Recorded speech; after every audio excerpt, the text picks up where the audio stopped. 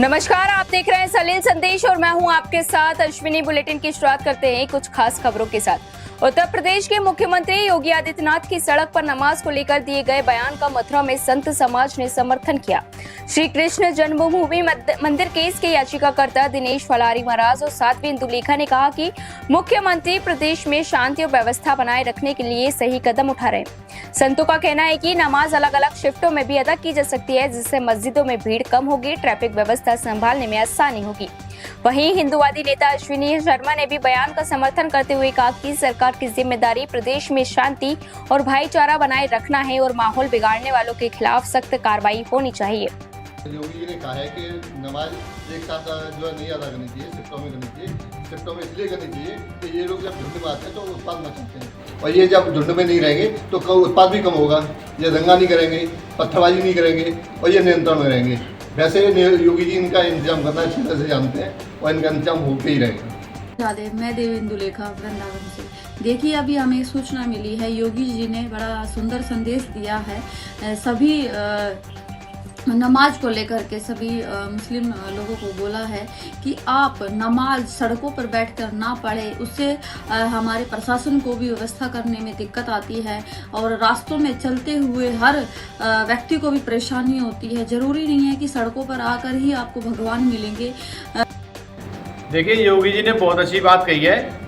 नमाज तो शिफ्ट में ही अदा करनी चाहिए, सुबह दोपहर शाम का क्रम बना लें, क्योंकि एक साथ नमाज करने आएंगे तो पुलिस को आपकी व्यवस्था करने में दिक्कत होगी, ट्रैफिक व्यवस्था को संभालने में दिक्कत होगी और अल्लाह के भाकित हो जा रहे हैं। कभी भी आप आ जाओ, नमाज पढ़ जाओ। यदि आप एक साथ आएंगे तो फिर सड़क पर बैठकर नमाज पढ़ेंगे, फिर योगी जी को बुरा लगेगा। इसलिए आपसे हमारा यही अनुरोध है कि योगी जी की बात। रीवा जिले के टिकुरी गांव में आयोजित ग्राम चौपाल के दौरान कलेक्टर का सख्त प्रशासनिक रवैया देखने को मिला, जहां कलेक्टर 42 जिला स्तरीय अधिकारियों के साथ साधारण बस से गांव पहुंचे और ग्रामीणों की समस्याएं सुनी। इस दौरान आंगनबाड़ी केंद्र बंद मिलने के पर सुपरवाइजर को तत्काल प्रभाव से निलंबित कर दिया गया, जबकि पीएचई उपयंत्री, नायब तहसीलदार, सीडीपीओ समेत कई अधिकारियों को कारण बताओ नोटिस जारी करने के निर्देश दिए गए। वहीं ग्रामीण नल जल योजना में लापरवाही पर अधिकारियों को फटकार लगाते हुए योजना जल्द शुरू कराने के आदेश दिए गए। वहीं रास्ते के विवाद का मौके पर समाधान कर सड़क चौड़ीकरण के निर्देश भी दिए गए। कलेक्टर ने स्पष्ट कहा कि अब गांव की शिकायतें जन सुनवाई तक नहीं पहुंचनी चाहिए, अन्यथा जिम्मेदार अधिकारियों पर सख्त कार्रवाई होगी। देखिए, जैसा आपको विदित है कि माननीय मुख्यमंत्री महोदय का बहुत कंसंट्रेशन है गांव के लोगों की समस्याओं का निराकरण हो, चाहे वो सीएम हेल्पलाइन हो, चाहे जन सुनवाई हो, चाहे रात्रि भ्रमण हो, चाहे गाँवों में प्रत्यक्ष रूप से संपर्क करके लोगों से बात करने की हो। माननीय मुख्यमंत्री जी का पूरा कंसंट्रेशन है। माननीय मुख्यमंत्री जी के निर्देशों के अनुरूप ये कैंप चलाए जा रहे हैं। मुरादाबाद स्थित डॉक्टर भीमराव अंबेडकर पुलिस अकादमी में भव्य पासिंग आउट परेड का आयोजन किया गया, जिसमें उत्तर प्रदेश पुलिस को 47 नए उपनिरीक्षक मिले। इनमें 45 पुरुष और 2 महिलाएं कैंडिडेट शामिल हैं। बता दें, प्रशिक्षण 19 मई 2025 से शुरू हुआ था, जिसमें नए आपराधिक कानूनों और साइबर क्राइम से निपटने की विशेष ट्रेनिंग दी गई। कार्यक्रम में एडीजी अकादमी राजीव संभरवाल, डीएम और एसएसपी मौजूद रहे। इस दौरान अंकित हरमोहन यादव को सर्वांग सर्वोच्चतम सम्मान से नवाजा गया। खास बात यह रही कि अंकित ने अपने पिता के स्थान पर प्रशिक्षण पूरा कर उपनिरीक्षक बनने का गौरव हासिल किया। मुरादाबाद के दिल्ली रोड स्थित मझोली चौराहे पर बंद किए गए कट को दोबारा खुलवाने की मांग अब तेज हो गई है। क्षेत्रवासियों ने प्रशासन के खिलाफ हस्ताक्षर अभियान चलाकर जल्द कार्रवाई की मांग की है और लोगों का कहना है कि करीब 1 साल पहले सुरक्षा यातायात व्यवस्था के नाम पर कट बंद किया गया था, लेकिन इसके बाद से स्थानीय नागरिकों, दुकानदारों और राहगीरों को लंबा चक्कर लगाकर आना जाना पड़ रहा है, जिससे समय और ईंधन दोनों की बर्बादी हो रही है। वहीं व्यापारियों ने बाजार में ग्राहकों की आवाजाही कम होने की बात कही और लोगों ने प्रशासन से जनहित में कट दोबारा खुलाने की मांग की है और चेतावनी दी है कि जल्द समाधान नहीं हुआ तो बड़ा आंदोलन किया जाएगा। मध्य प्रदेश के तीर्थ यात्रियों के लिए आईआरसीटीसी द्वारा भारत गौरव डीलक्स ऐसी ट्रेन के माध्यम से पशुपतिनाथ नेपाल दर्शन यात्रा का आयोजन किया जा रहा है और ये विशेष ट्रेन 12 जून को इंदौर से रवाना होगी और उज्जैन, सुजालपुर, सीहोर, रानी कमलापति, इटारसी, जबलपुर समेत कई रेलवे स्टेशनों से होकर गुजरेगी, जहां से यात्री सवार हो सकेंगे। बता दें कि इस यात्रा में श्रद्धालु को चितवन राष्ट्रीय उद्यान, पोखरा और काठमांडू की प्रमुख धार्मिक व पर्यटन स्थलों का भ्रमण कराया जाएगा। उज्जैन में श्री महाकालेश्वर मंदिर परिसर और आसपास संचालित निर्माण कार्यों का कलेक्टर एवं मंदिर समिति अध्यक्ष रोशन कुमार सिंह और प्रशासक प्रथम कौशिक ने निरीक्षण किया। अधिकारियों ने मंदिर के सामने बन रही नई टनल, बड़ा गणेश मंदिर के सामने 24 मीटर सड़क, निर्गम द्वार क्रमांक 10, श्री महाकाल महालोक परिसर और विजिटर फैसिलिटी सेंटर 3 सहित कई परियोजनाओं की प्रगति का जायजा लिया। निरीक्षण के दौरान निर्माण एजेंसियों को निर्देश दिए गए कि आगामी महापर्व और श्रद्धालुओं की बढ़ती संख्या को ध्यान में रखते हुए सभी कार्य उच्च गुणवत्ता के साथ तय समय सीमा में पूरे किए जाए। साथ ही श्रद्धालुओं की सुरक्षा, सुगम आवागमन और बेहतर व्यवस्थाओं को लेकर भी आवश्यक दिशा निर्देश दिए गए हैं। कानपुर के कल्याणपुर थाना क्षेत्र स्थित होटल छाया मेंशन में महिला द्वारा दुष्कर्म और अभद्रता के गंभीर आरोप लगाए जाने के बाद हड़कंप मच गया, जिसकी सूचना मिलते ही पुलिस मौके पर पहुंची और होटल मैनेजर समेत नामजद आरोपियों को हिरासत में लेकर पूछताछ शुरू कर दी है।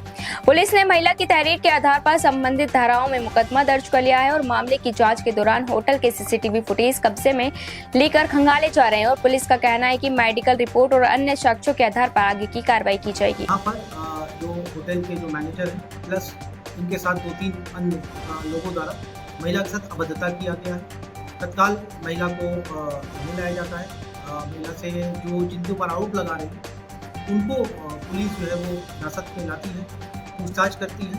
महिला द्वारा तहरीर प्राप्त की जाती है, जिसमें महिला द्वारा ये बताया गया कि जो होटल के मैनेजर हैं और उनके साथ 2-3 अन्य लोग थे, इनके द्वारा महिला से अभद्रता किया गया और दुष्कर्म किया गया।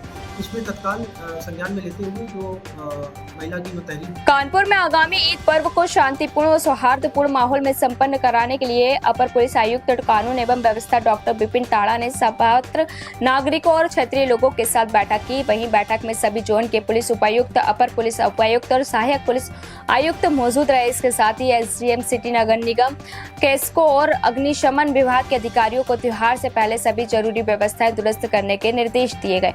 अधिकारियों ने लोगों से आपसी भाईचारा और शांति बनाए रखते हुए पर्व मनाने की अपील की। साथ ही कानून व्यवस्था को मजबूत रखने और क्षेत्र में सतर्कता बनाए रखने के निर्देश भी संबंधित अधिकारियों को दिए गए। जालौन के उरई स्थित राजकीय मेडिकल कॉलेज में डॉक्टरों की गुंडागर्दी का मामला सामने आया है, जहां इलाज कराने पहुंचे मरीज और उसके परिजनों के साथ मेडिकल स्टाफ द्वारा मारपीट किए जाने का वीडियो भी सामने आया है और आरोप है कि मामूली विवाद के बाद डॉक्टर और जूनियर स्टाफ ने तीमारदारों को दौड़ा-दौड़ाकर पीटा और पुलिस की मौजूदगी में भी हंगामा करते रहे। घटना के बाद जूनियर डॉक्टरों ने इमरजेंसी गेट पर ताला लगा दिया और मेडिकल कॉलेज का मुख्य गेट बंद कर प्रदर्शन किया। मारपीट में एक तमीरदार गंभीर रूप से घायल हो गया, जिसे जिला अस्पताल उरई में भर्ती कराया गया। पीड़ित परिवार ने पुलिस को शिकायत देकर दोषियों पर सख्त कार्रवाई की मांग की है। हमारी बेटी रात को 11 बजे एकदम से फिसल थोड़ी सी फिसली तो उसके पैर में चोट आई, तो हम उसको लेके मेडिकल कॉलेज तक गए। मेडिकल कॉलेज में जाके हमने डॉक्टर से कहा तो डॉक्टर बोला पर्चा बनवा लो। तो हम पर्चा बनवाने के लिए गए तो पर्चा बनाने में उसने कम से 15 से 20 मिनट लगाए। तो हमने कहा भैया बेटी को बहुत दर्द हो रहा है, कम से कम पर्चा बना दो। तो बोला आप बना तो रहे हैं, एकदम से चिल्ला के बोला। तो हमने थोड़ा तमीज़ से बात करो, थोड़ा अच्छे से। तो फिर हमने विधायक जी को ही फ़ोन किया। तो विधायक जी ने फ़ोन करने के बाद हमने डॉक्टर से कहा, तो डॉक्टर हमारा बेटा वहाँ पे था, तो बेटे ने कहा कि हमारी बहन को देख लो और पर्चा बनता रहेगा। तो बोला ऐसे नहीं हो पाता। तो बच्चे के और डॉक्टर के बीच में थोड़ी बहसा बहसी हो गई। इसमें जो डॉक्टर ने हमारे बेटे के ऊपर हाथ उठा दिया। हाथ उठाने के बाद जब तक हम पहुँचे तो हमने विधायक जी के कहा, हमने लोग डॉक्टर साहब विधायक जी से बात कर लो। तो उसने हमारा फोन उठा करके डॉक्टर ने टीकमगढ़ में उर्स मुबारक और सर्वधर्म सामूहिक विवाह सम्मेलन का भव्य आयोजन किया गया, जिसमें कौमी एकता और भाईचारे की मिसाल देखने को मिली। सम्मेलन में कुल 9 जोड़ों का विवाह संपन्न कराया गया, जिनमें 7 मुस्लिम जोड़ों का निकाह धार्मिक रीति रिवाजों के अनुसार और 2 हिंदू जोड़ों का विवाह वैदिक मंत्रोच्चार के साथ संपन्न हुआ। वहीं आयोजन समिति ने नव विवाहिता जोड़ों को घरेलू उपयोग की सामग्री और उपहार भेंट कर सुखद वैवाहिक जीवन की शुभकामनाएं दी और कार्यक्रम में जनप्रतिनिधियों, गणमान्य नागरिकों और बड़ी संख्या में स्थानीय लोगों ने शामिल होकर इस पहल को सामाजिक समरसता और गंगा जमुना तहजीब के मिसाल बताया। टीकमगढ़ में उर्स मुबारक और सर्वधर्म सामूहिक विवाह सम्मेलन का भव्य आयोजन किया गया, जिसमें कौमी एकता और भाईचारे की मिसाल देखने को मिली। सम्मेलन में कुल 9 जोड़ों का विवाह संपन्न कराया गया, जिनमें 7 मुस्लिम जोड़ों का निकाह धार्मिक रीति रिवाजों के अनुसार और 2 हिंदू जोड़ों का विवाह वैदिक मंत्रोच्चार के साथ संपन्न हुआ। वहीं आयोजन समिति ने नव विवाहिता जोड़ों को घरेलू उपयोग की सामग्री और उपहार भेंट कर सुखद वैवाहिक जीवन की शुभकामनाएं दी और कार्यक्रम में जनप्रतिनिधियों, गणमान्य नागरिकों और बड़ी संख्या में स्थानीय लोगों ने शामिल होकर इस पहल को सामाजिक समरसता और गंगा जमुना तहजीब के मिसाल बताया। भीलवाड़ा जिले की बनेड़ा तहसील क्षेत्र के महुआ खुर्द सहित कई गांवों के ग्रामीणों ने रॉयल्टी ठेका विवाद को लेकर पुलिस अधीक्षक को ज्ञापन सौंपा। ग्रामीणों ने मेसर्स चौधरी ब्रदर्स और उसके संचालकों पर आरोप लगाया कि चेंजा पत्थर रॉयल्टी नाके का ठेका एक कारनामे के अन्य लोगों को दिया गया है, जिससे स्थानीय लोगों को रोजगार प्रभावित हुआ है।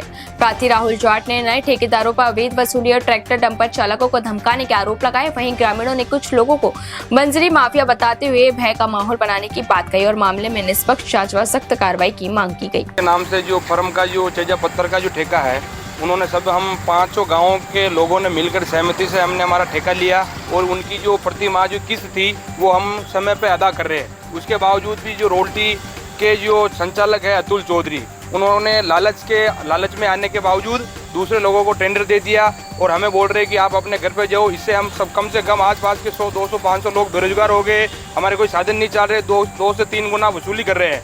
हम कुछ भी बोलते हैं, वो बोलते हैं आपकी इच्छा हो जहाँ जाओ, कुछ भी नहीं होना जाना। और जांजगीर चांपा जिले के बलौदा थाना क्षेत्र में शराब पीने के लिए पैसे नहीं देने पर युवक उसके परिवार के साथ मारपीट का मामला सामने आया है। वहीं घटनाक्रम कुरमा के बंदवा तालाब के पास की बताई जा रही है, जहां आरोपी राजपाल गिरी गोस्वामी ने युवक से शराब पीने के लिए 100 रुपए मांगे। पैसे नहीं मिलने पर आरोपी ने गाली गलौज करते हुए डंडे से युवक और उसके भाई और मां के साथ मारपीट की। वहीं शिकायत मिलने के बाद बलौदा पुलिस ने मामला दर्ज कर त्वरित कार्रवाई करते हुए आरोपी को गिरफ्तार कर लिया और पुलिस ने आरोपी को न्यायालय में पेश किया, जहां उसे न्यायिक रिमांड पर जेल भेज दिया गया है। नरसिंहपुर के गोटा गांव थाना क्षेत्र में लिफ्ट के बहाने एक नाबालिग लड़की के साथ पेट्रोल टैंकर ड्राइवर द्वारा रेप का मामला सामने आया है, जहां दादी की डांट से नाराज होकर घर से निकली लड़की ने नरसिंहपुर रोड पर टैंकर से लिफ्ट मांगी और ड्राइवर से मंदिर के पास छोड़ने को कहा, लेकिन आरोपी ने मंदिर के पास भी गाड़ी नहीं रोकी और बहला फुसला कर उसे छिंदवाड़ा घुमाने का झांसा देकर सुनसान जगह पर टैंकर खड़ा किया और केबिन में दुष्कर्म किया। वारदात के बाद गोटे गाँव बाईपास पर लड़की को छोड़कर फरार हो गया। वहीं परिजनों की शिकायत पर एसडीओपी की टीम ने आरोपी ड्राइवर को टैंकर सहित गिरफ्तार कर लिया है।